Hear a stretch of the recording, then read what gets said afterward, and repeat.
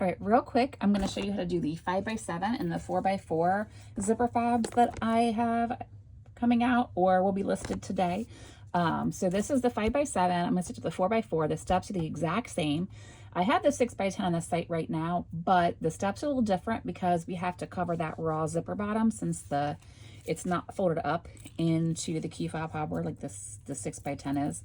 So our first step, and these are for number 5 zippers, so they're a little wider than your all-purpose number 3 zipper, so it gives you some options to show some pretty zipper tape as well.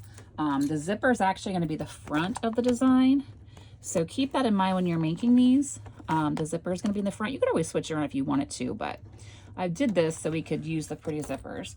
I am pulling my thread out a little bit because my machine hates, for whatever reason, to stitch placement stitches on tearaway stabilizer, and it makes me insane. So I'm hoping, oh, nope, not that step. I backed it up too far here. What are we doing? Oh, I went all the way to the beginning on this one. There we go. All right, so I'm hoping I can coax it to stitch on the tearaway for us, because it hates to do that. I don't know why, but it always does. And it's specifically on tearaway that it hates to stitch. All right, it's a little messy. I'll clean that up. But now I have my box. I can at least see what I'm doing. And it shows up on camera.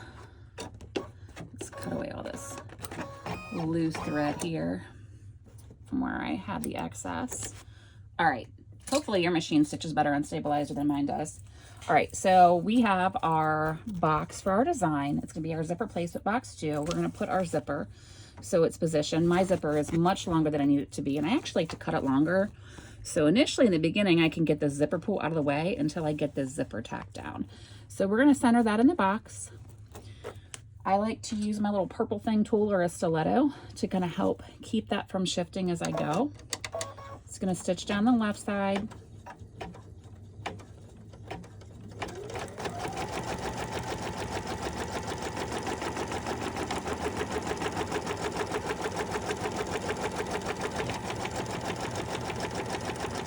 Just going to across the bottom.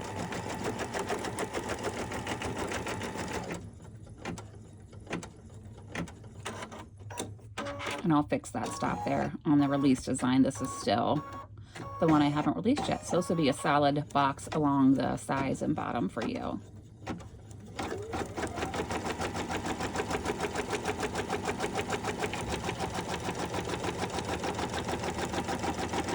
And this is the last of my strawberry zipper tape, which makes me sad too, but all right. So from here, we have a lot of excess zipper along the bottom. We don't want any of our zipper hanging out underneath where we can see it. So grab your applique scissors and just trim the bottom of that zipper right along that bottom box there. So it's like that. So you can back see your placement stitches along the bottom again. You're gonna grab a small piece of vinyl. Teeny tiny is all you need really. And you're gonna go ahead and do the placement box for the next step. Honestly, you could cut a 1.5 inch by 1 inch piece of vinyl and you're good. So whatever scraps you have laying around, we just want to get this where this zipper, the edge of it, is trapped in between the vinyl and not poking out of the bottom on us. So now I'm going to lay down my piece of vinyl just so the top edge of this vinyl is just slightly over that placement line there, or that placement box. Just going to stitch across the top. It's just going to save you some stitching steps later. You don't need to tack around all four sides here. The top is perfectly fine. All right. And now, all we need to do is flip our guy over here. And we want to cut out the tearaway from inside the zipper box. So you could use cutaway for this. It's not really necessary. I use tearaway, but you could use cutaway on this because we're going to cut out that extra. So take a seam ripper, just kind of go and make sure you don't catch your zipper on accident. Just get it into the stabilizer to give yourself a little starting spot here. Don't go past your stitches. And then just go in with your applique scissors and just trim out the inside of this box here. It doesn't need to be perfect, just enough that your zipper is going to open up and be functional, and you're not staring at stabilizer when you open the zipper. So just trim that up right out the inside of the box. Like I said, it doesn't need to be perfect. Applications are going to be way easier for this. And you don't want to tear it at this point because you don't want to pull on your stitches. All right, so we have our zipper box cut out on the back side of the stabilizer, on the back side of the hoop. We're going to grab a piece of backing vinyl, which again, because I'm me, my backing vinyl is huge, but we're going to, from the back side of our hoop, lay down a piece of vinyl right side up. I'm going to grab some tape to secure that.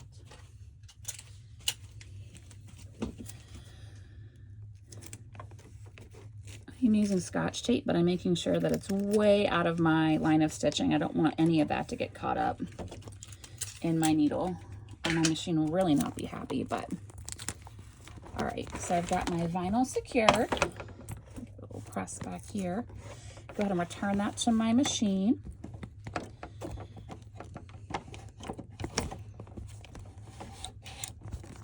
Making sure my tape's still holding, we're in good shape.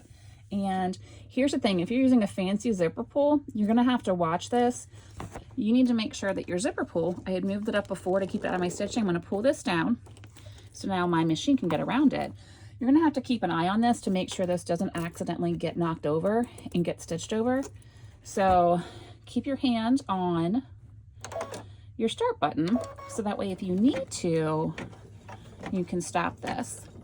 But I'll be fine on this side, and then what's going to have to happen, oop, I went the wrong way. I was anticipating the left side first. We did on the right side first. So I need to move my zipper pull out of the other way.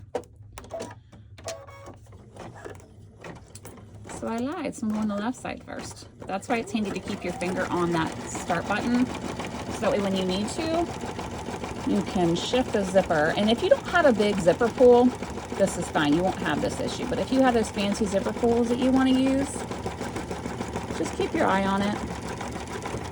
So what I was doing, I'm going to slide my hand over here to get the zipper pull on the other side. I'm just making sure it's not going to get caught under that needle or press your foot, because that won't be a good day for anybody.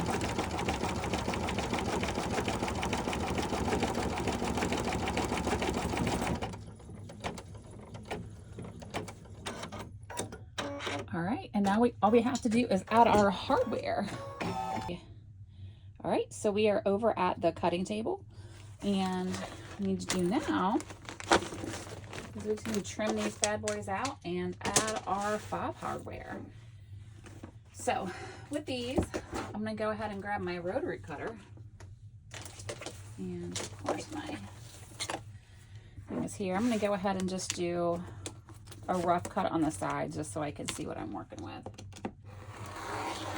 I hate when I have to cut out a bunch of excess material. To start with, I find it easier to do with a smaller area when trimming, but that is just my preference. So I've got these guys here. I'm gonna go ahead and just pull out your excess stabilizer if it's tearaway. If you're cutaway, obviously you're gonna leave it. My scissors go. Some of my placement stitches there. All right. And like I said on this, you could use cutaway or tearaway, just depending on what you want to use.